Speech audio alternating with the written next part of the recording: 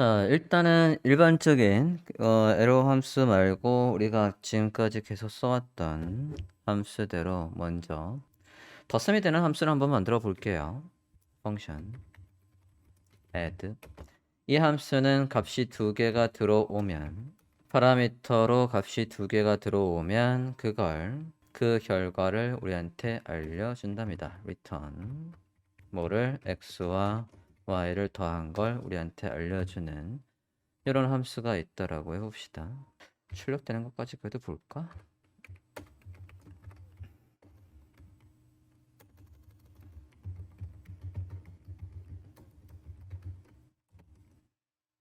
add에다가 어려운 거 이렇게 시켜봅시다. 그러면 이렇게 더해서 결과가 잘 나오고 있습니다. 그죠? 자, 이렇게 되어 있는 거를 에러 펑션으로 한번 바꿔볼게요. 똑같은 걸 할 거니까요. 지석 처리하고 add라는 이름이 있는 함수를 잠깐만 위에서요. 얘도 한 단계만 더 나간 다음에 설명을 해볼게요. 변수명 add라는 거에다가 펑션 얘랑 내용의 구분서 하나만 쓰고 구분을 좀 할게요. 그리고 여기에는 add를 출력해 볼게요. 자, add는 함수니까 함수는 이렇게 해야 되겠지?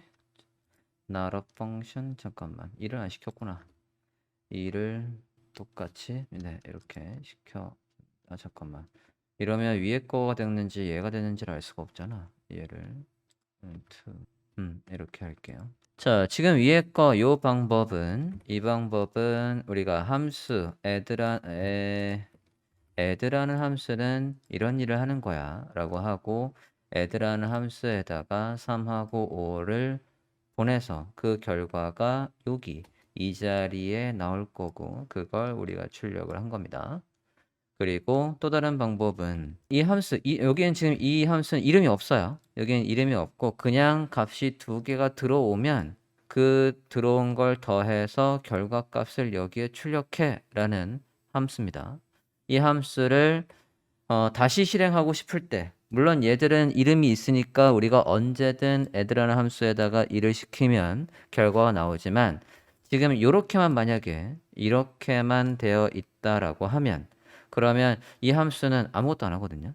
저 함수가 저런 일을 하는 거야 라고만 했을 뿐이지 얘를 다시 일을 시킬 방법이 없어요. 그럴 때는 이렇게 해서 변수에 담았습니다. add2라는 변수에 담았고 그러면 이제 이 add2가 마치 이 기존에 이름이 있는 함수처럼 쓰는 거와 똑같은 방법으로 add2에다가 숫자를 2개 넘겨주면 그 결과를 화면과 같이 출력을 해주고 있습니다. 자, 저 녀석을 똑같이 ES6의 문법으로 변경을 해보려 합니다. 자, 이 상태에 있는 거는 못 바꿔요. 이거는 못 바꾸고 이렇게 되어 있는 경우에 즉 이름이 있는 함수는 에러 펑션으로 못 바꿉니다. 이름이 없는 함수만 에러 펑션으로 바꿀 수 있어요. 이름이 없는 함수만 얘처럼 이런 모양새로 있을 때만. 자, 저거를 바꿔보도록 하겠습니다. 그냥 함수를 비슷한 걸 만들고 출력이 되는 걸 볼게요. 변수명 add에다가 add3라고 해봅시다. 자, 이제 저 펑션이 사라지고요. 4개 변수만 들어올 수 있습니다. 어떻게 할 수 있겠냐면 x, y 4개 변수 x, y가 들어오면 할 일 해서 화살표 요 중괄호 안에다가 기존에 얘가 하던 일을 넣어줍니다. 이렇게. 그럼 얘한테도 똑같은 방법으로 2개 인수를 넘겨주면서 더해줄래? 라고 한번 해보겠습니다. 이렇게 해줬어요. 자, 이렇게 할 수도 있고 조금 더 줄일 수도 있어요. 또 줄여보겠습니다.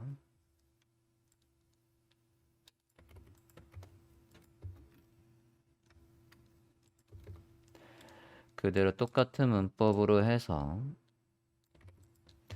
이번에는 add 4라는 걸 만들고요. 이거를 조금 더 줄일 수 있습니다. 어떻게 줄이냐면 xy 이렇게 있고요.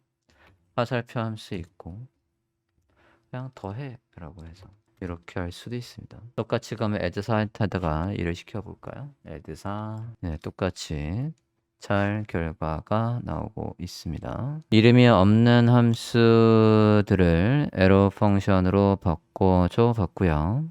됐나요? 이름이 있는 거를 바꿀 수 있긴 있습니다. 근데 저 방법으로 똑같이 한번 해볼게요. 위에 거 하나 더 만들고 볼까? 내용의 구문선을 하나 더 만들고 한번 볼게요. 펑션 add 5라고 할게요. 자, add 5라는 함수에는 숫자가 들어오면 그 숫자를 가지고 return 한번 해볼게요. 또 함수 안에 함수를 넣어 보겠습니다.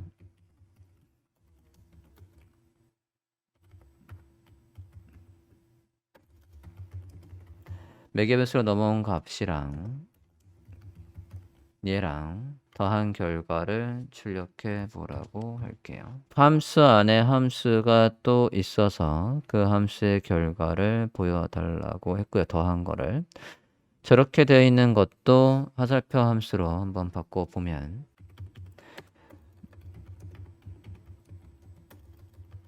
일단 이렇게 해서 함수의 이름을 변수화 해버리고 그거 안에다가 지금 아까 매개 변수를 하고 이런 식으로 넘겨줬죠? 아까 위에서 어디 갔어? 네, 여기죠. 함수에 매개 변수가 있으면 그거 다음에 화살표하고 중괄호 안에다가 얘 할 일을 적었던 것처럼 그죠? 그런데 그것도 조금 더 줄여서 아예 중괄호도 이렇게 생략을 했단 말이에요. 그 안에 할 일 똑같이 보면 그러면 매개 변수 num이라는 거가 들어오면 그러면 return 아까 여기에서 return도 생략했죠? 위에서 보면 여기에 return을 생략하고 바로 이 값을 return을 생략하고 아까 여기 return이 있었는데 return을 생략하고 이렇게 썼단 말이에요. 그러면 여기에서 얘도 생략이 가능하다는 얘기고 펑션 안 쓰고 다시 이 매개 변수 다음에 또 화살표를 하면 여기하고 똑같은 거죠. value. 그 다음에 또 return 안 쓴다라고 했으니까 return 안 쓰고 예 이렇게 해서 화살표 함수로 펑션 안에 펑션을 출력할 수 있습니다. 자 그러면 add number란다. add 5에다가 add 5라는 함수에다 일을 시키면 어떻게 되나 한번 볼게요. 변수명 result라는 걸 하나 만들고요. result 1 add 5에다가 숫자를 2 한번 넘겨 볼게요. 그럼 result 1의 값이 저장이 되어 있을 거고요. 그러고 변수명 result 2에서 일단 저기의 값을 먼저 확인해 보겠습니다. document write result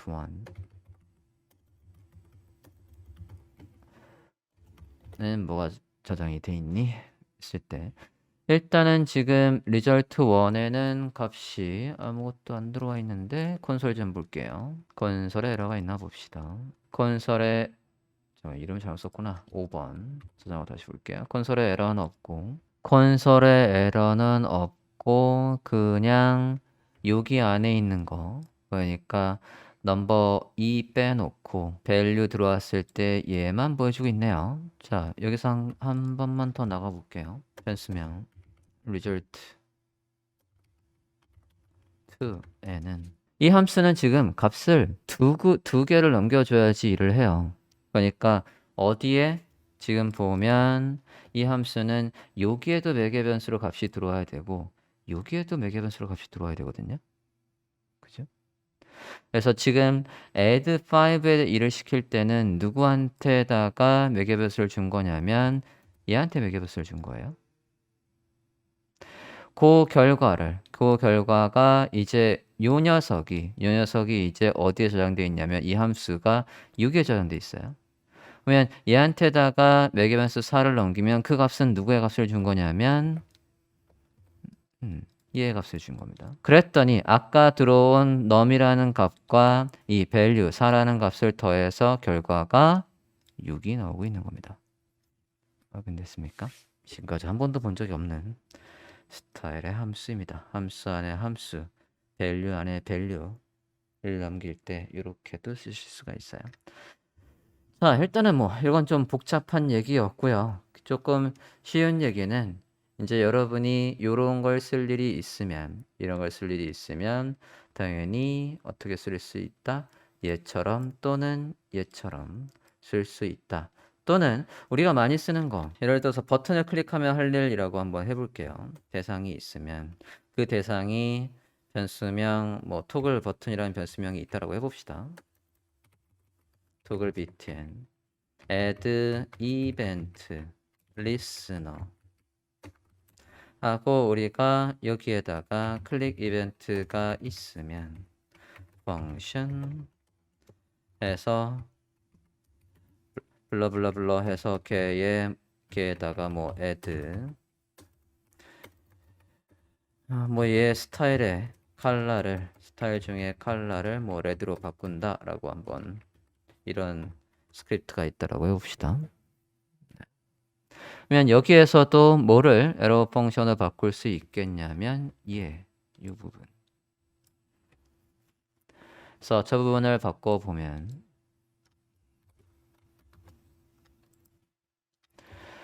여기가 펑션에서 지금 매개 변수가 없죠. 우리가 매개 변수가 있는 것들은 아까 어떻게 썼어요? 이렇게 썼거든요. 얘한테 값이 입력이 돼야 하는 것들은 이렇게 가로 안에다가 매개 변수를 써줬지만 얘 매개 변수가 없어요. 그냥 할 일이래요. 그런 경우에는 이렇게 쓰실 수 있겠습니다. 위에 거랑 아래 거랑은 똑같은 녀석입니다.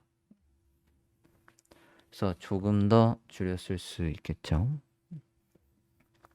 됐나요? 자, 저 에러 펑션이 정말 모든 브라우저에 쓸 수 있는 건가 확인을 한번 해볼게요. canIuse.com 아이고 잘못 썼어. canIuse.com arrow function 에러 펑션이라고 했고요. 잘 보시면 그간 계속해서 못 썼던 이유는 얘 때문입니다. 이거 i11에서 에러 펑션이 안 먹거든요. 그래서 저렇게 줄여 써버리면 i11까지도 크로스 브라우징을 하겠다라고 하면 못 씁니다. 됐습니까? 네. 그래서 여러분 포펄에서는 아직도 이렇게 써야 됩니다. 10일까지도 넓은 마음으로 구현이 되게끔 하고 싶다면. 오케이. 오늘 소개해드린 거에서 또 다른 것도 볼까요? let도 보면 자, declare variables with block level에 블록 레벨 아까 중괄호 레벨 중괄호라는 뜻이고요. 그 중괄호 안에서 쓸 수 있는 것도 얘도 i11은 반복문 안에서는 뭔가 문제가 있네요. for 반복문 안에서는 쓰기가 곤란하답니다.